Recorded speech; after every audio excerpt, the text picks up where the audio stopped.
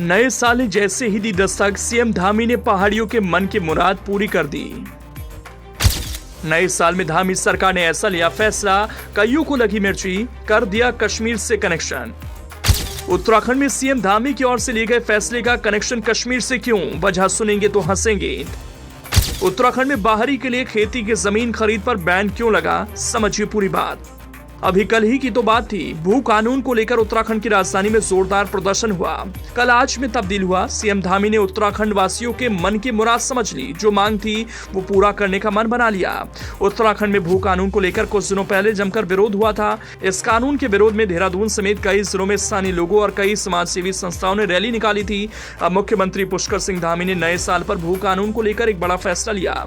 धामी ने बाहरी लोगों के उत्तराखंड में जमीन खरीदने पर रोक लगा दी है।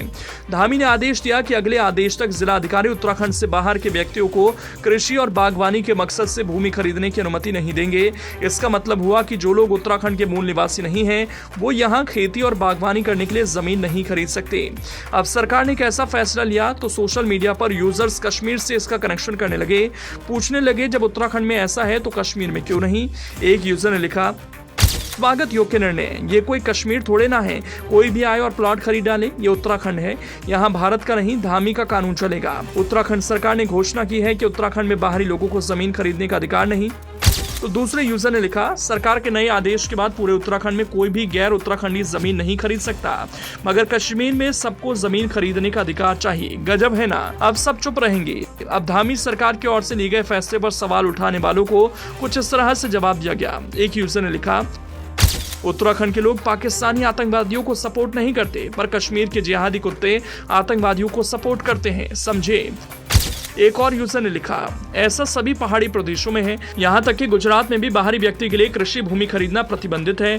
पूर्वोत्तर भारत में धारा 371 लागू है, लेकिन राजनीति सिर्फ कश्मीर पर। हालांकि कॉमर्शियल खरीदारी पर सरकार ने रोक नहीं लगाई है।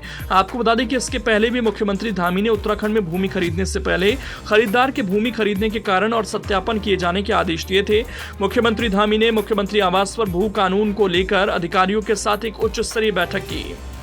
बैठक में धामी ने अधिकारियों को सख्त निर्देश दिए कि भू कानून के लिए बनाई गई कमेटी द्वारा बड़े पैमाने पर जन सुनवाई की जाए और विभिन्न क्षेत्रों से जुड़े लोगों और विशेषज्ञों की राय ली जाए। भू कानून के लिए विकेंद्रित व्यवस्था के लिए गढ़वाल और कुमाऊं कश्मीर को भी शामिल किया जाए।